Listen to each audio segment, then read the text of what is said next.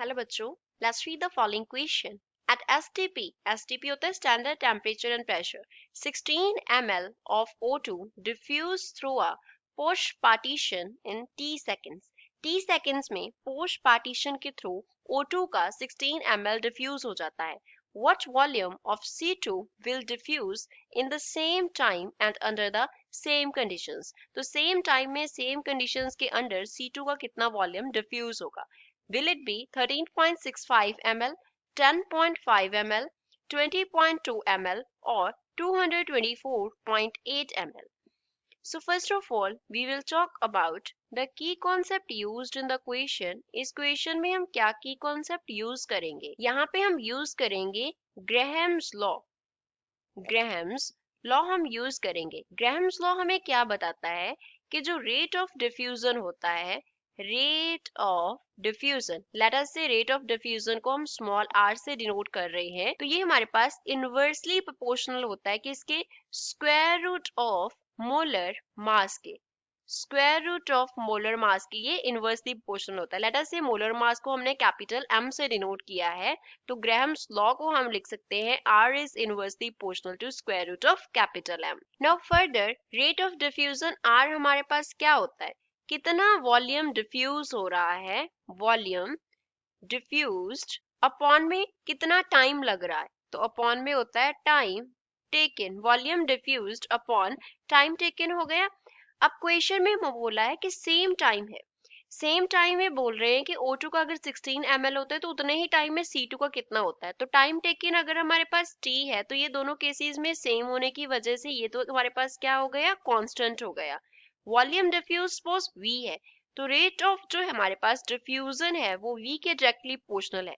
ये हमारे पास suppose first equation है, ये सेकंड इक्वेशन है. फर्स्ट एंड सेकंड को अगर हम कंपेयर करें तो rate of diffusion molar mass के स्क्वायर रूट के इनवर्सली प्रोपोर्शनल है, रेट ऑफ डिफ्यूजन के प्रोपोर्शनल है वॉल्यूम डिफ्यूज्ड.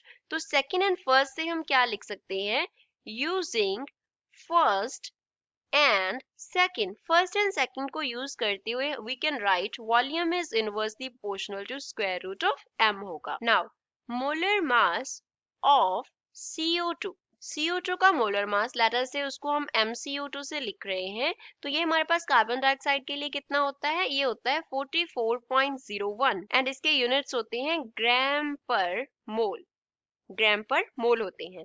एंड सेकंड हमारे पास क्या है, oxygen, molar mass of O2, molar mass of O2 को सपोज हम O2 से हम रिप्रेजेंट कर रहे हैं, तो इसका वैल्यू होता है 31.998 एंड इसके यूनिट्स भी हमारे पास क्या होते हैं, ग्राम पर मोल होते हैं. अब हमें बोल रहे हैं कि जो कार्बन डाइऑक्साइड का वॉल्यूम डिफ्यूज हो रहा है वो हमें बताना है कितना है, और हमें दिया है कि जो वॉल्यूम ऑक्सीजन का डिफ्यूज हो रहा है वो कितना है, 16 ml है. तो अब लॉ से जो हमने फर्स्ट एंड सेकंड को कंबाइन करके बनाया वहां से हम क्या लिख सकते हैं, वॉल्यूम CO2 का जो डिफ्यूज हुआ अपॉन वॉल्यूम जो ऑक्सीजन का डिफ्यूज हुआ is equals to square root of, क्योंकि मोलर जो मास है उसके क्या है, इनवर्स में है, तो ऊपर जाएगा MO2 और नीचे हमारे पास क्या हो जाएगा, MCO2. सपोज जो हमारे पास कार्बन डाइऑक्साइड का वॉल्यूम डिफ्यूज हो रहा है उसको हम कैपिटल V कंसिडर कर लेते हैं, तो यहाँ पे हम क्या लिख सकते हैं इक्वेशन को, V अपॉन 16 जो वॉल्यूम ऑक्सीजन का डिफ्यूज हुआ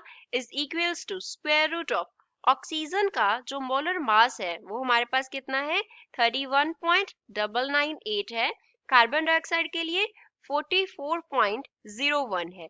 तो यहाँ से हमारे पास V क्या बन जाएगा, it will be 16 multiply by square root of 31.998 divide by 44.01. जब हम इस टर्म का स्क्वायर रूट सॉल्व करेंगे तो हमारे पास आ जाएगा इस टर्म का स्क्वायर रूट सॉल्व करके 0.85. तो यहाँ से हमारा वॉल्यूम कितना आ जाएगा, it will B 13.675 and units होंगे ml. तो ये हमारा इस क्वेश्चन का फाइनल आंसर हो गया. तो गिवन ऑप्शन में से जो हमारा आंसर होगा, करेक्ट आंसर वो क्या होगा, option first. So I hope you understood well. Thanks.